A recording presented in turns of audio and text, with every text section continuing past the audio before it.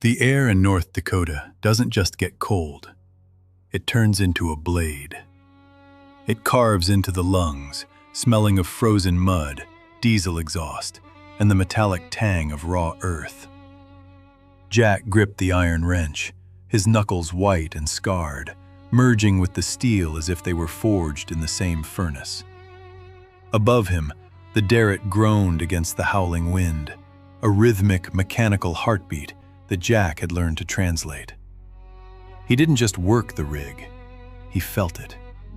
He knew the exact second the drill bit hit a pocket of gas by the subtle vibration in his boots, a secret language shared between him and the depths of the black gold. "Easy now, girl," Jack murmured, his voice a low rumble lost in the roar of the machinery. "Just a few more feet." He was pulling a double shift. Again.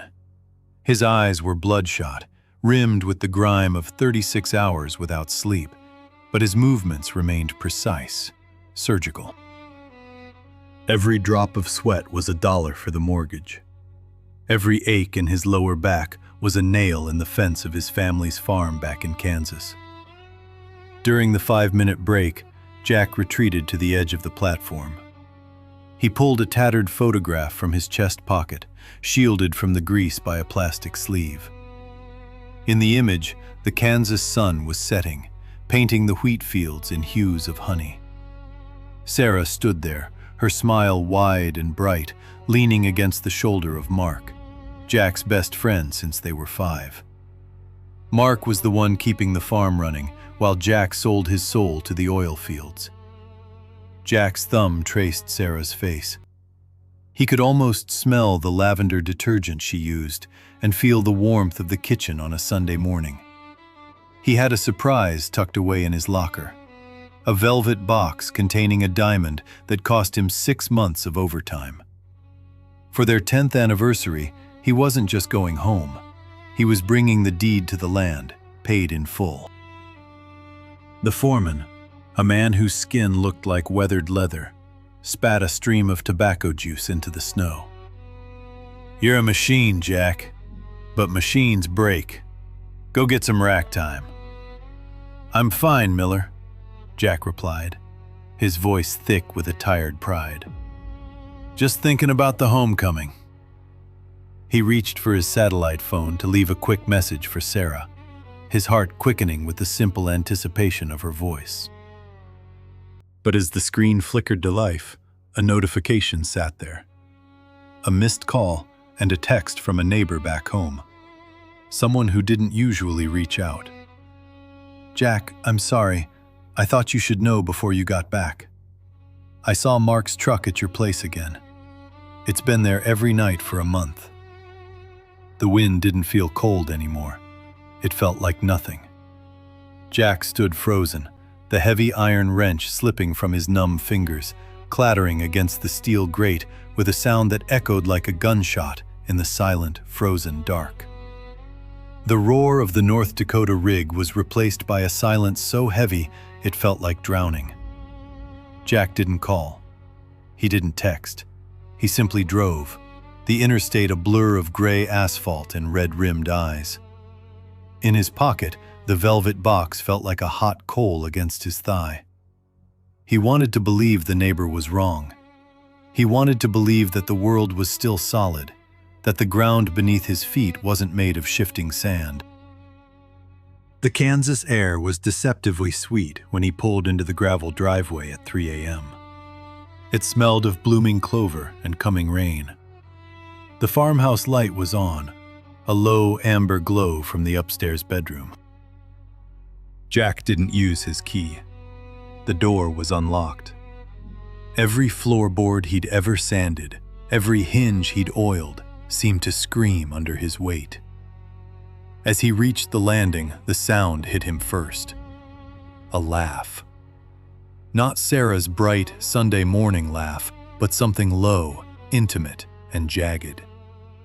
Then came Mark's voice, the man who had stood beside him at his wedding, the man who held the power of attorney for the farm while Jack bled for it in the oil fields. Jack pushed the door open.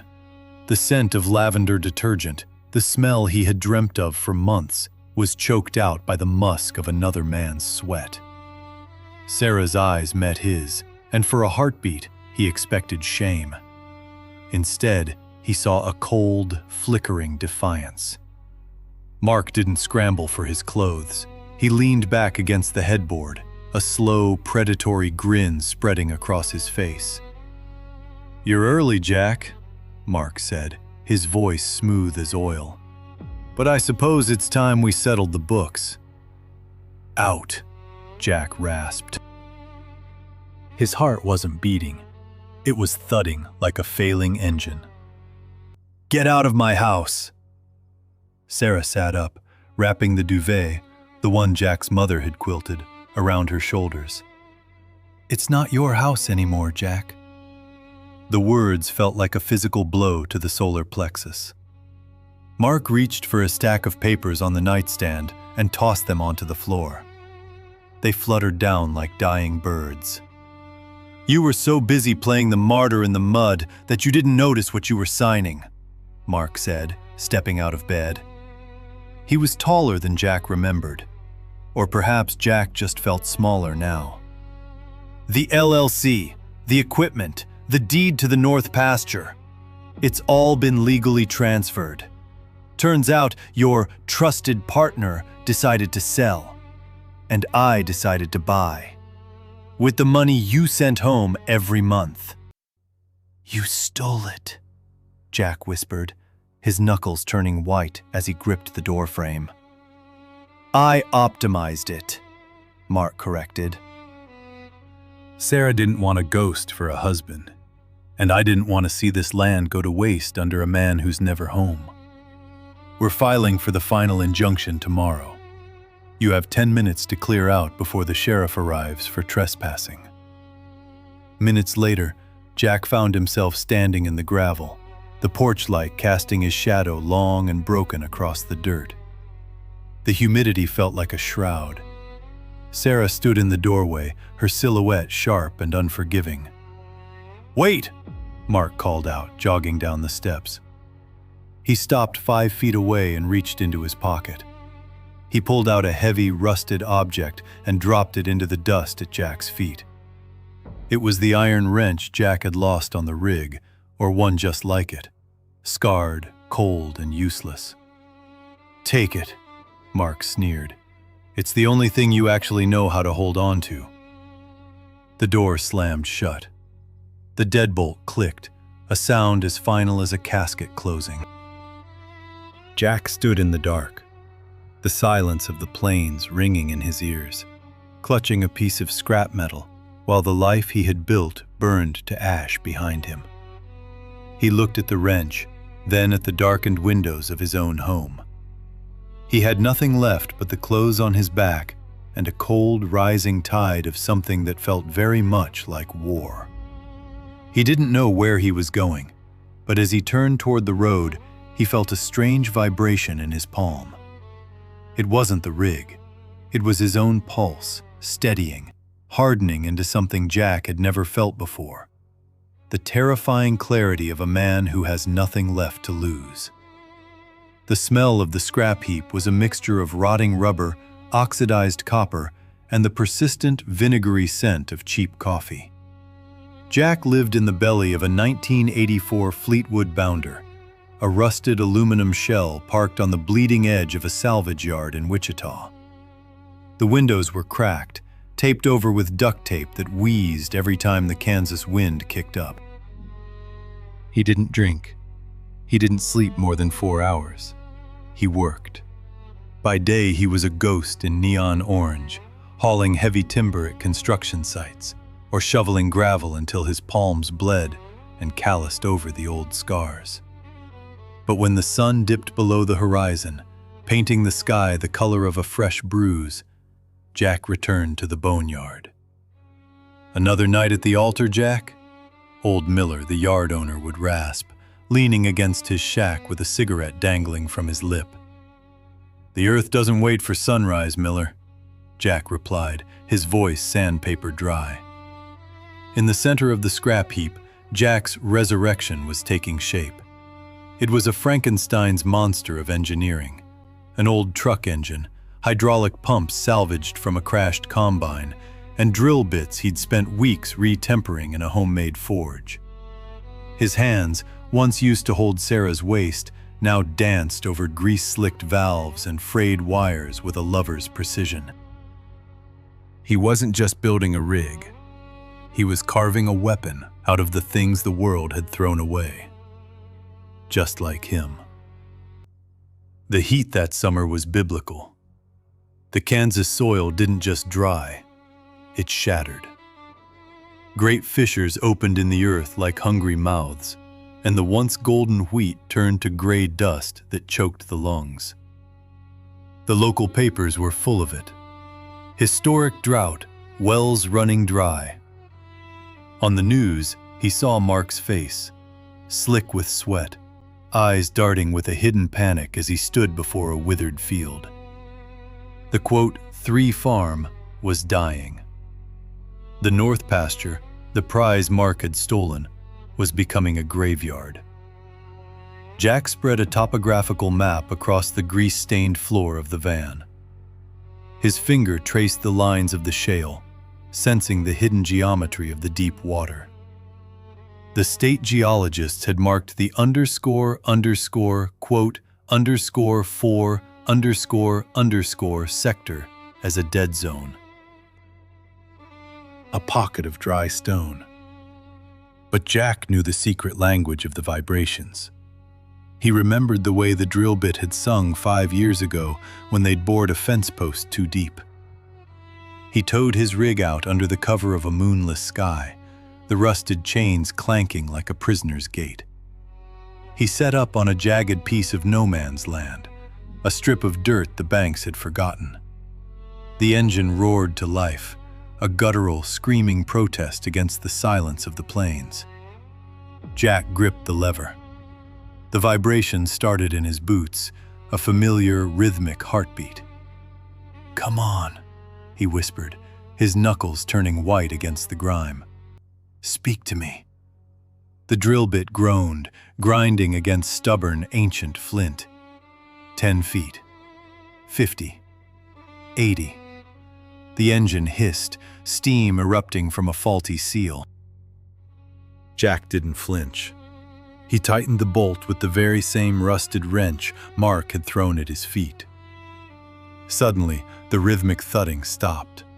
The rig bucked, the steel cables snapping taut like violin strings. The engine screamed in a high-pitched, mechanical agony.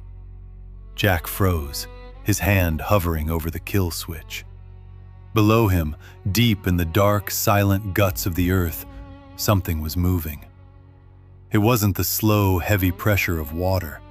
It was a violent, subterranean roar that made the soles of his boots hum with a terrifying electric heat. The pressure gauge needle slammed into the red and snapped off. "What have I hit?" Jack breathed, the air suddenly tasting like ozone and ancient iron. Then, the ground beneath the rig didn't just tremble, it exhaled. The sky over Kansas hadn't seen a cloud in 3 months. It was a vast, inverted bowl of white-hot brass that sucked the moisture from the very marrow of the bones. Along the fence lines, the cattle didn't low anymore. They simply slumped into the dust, their rib cages standing out like the hulls of wrecked ships. Jack sat in the cab of his new Peterbilt, the air conditioning humming a low, expensive tune. On the door, a clean, minimalist logo was embossed in silver. Deep Root Industries. He pulled a thermos from the passenger seat. The coffee was black, bitter, and steaming, but as he unscrewed the cap, the scent of the beans was momentarily drowned out by the heavy, sweet smell of damp earth clinging to his boots. It was a smell that shouldn't exist in a county where the topsoil had turned to powder. "Pressure's holding at 4,000 psi, boss," a voice crackled over the radio. Jack picked up the handset, his movements slow and deliberate. His hands were no longer stained with the black grease of the North Dakota rigs. They were clean, the skin toughened into a map of healed scars and steady purpose. "Double-check the casing seal on well number 9, Jack replied, his voice a calm, resonant rumble. "We don't just want the water, we want the vein." He looked out the window. A mile down the road, the silhouette of his old farmhouse stood like a ghost against the shimmering heat haze. From this distance, he could see the quote, _5 _ signs hammered into the parched earth of the north pasture. Marks __, quote, _6 _ had met the one enemy it couldn't intimidate: a planetary thirst. Jack had spent the last year buying the worthless strips of land surrounding the old homestead. The jagged ridges, the rocky outcrops, the forgotten easements. He hadn't just bought dirt, he had bought the plumbing of the county. Every legal permit, every riparian right, and every deep shale access point now bore his signature. A cloud of dust appeared on the horizon. A lone, battered pickup truck was limping toward his rig, its engine coughing.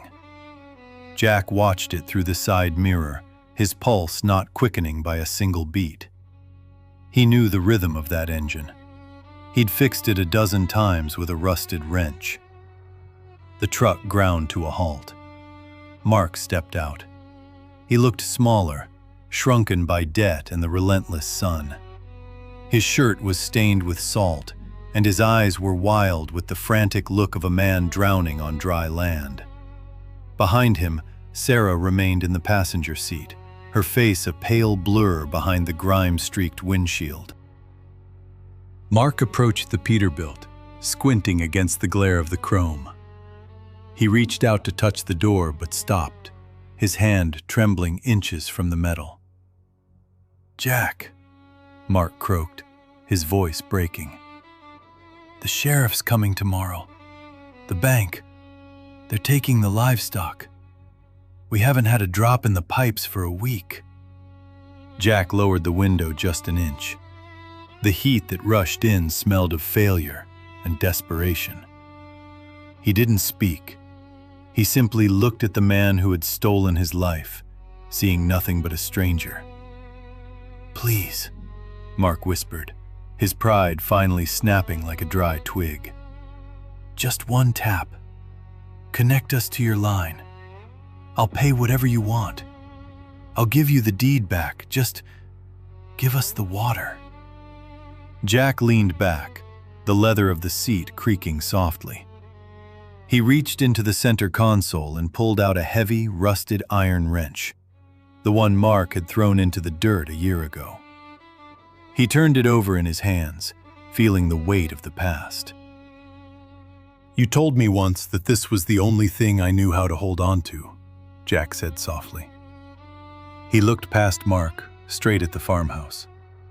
He could see Sarah now, her hand pressed against the glass, her eyes wide with a sudden, horrific realization. "You were right, Mark. I held on to it, and I used it to turn off every valve you ever owned." Jack shifted the truck into gear. The heavy tires began to crunch over the gravel, kicking up a fine white dust that coated Mark's boots. "Jack!" Mark screamed, running alongside the moving truck, pounding on the door. "You can't do this! It's a death sentence!" Jack didn't look back.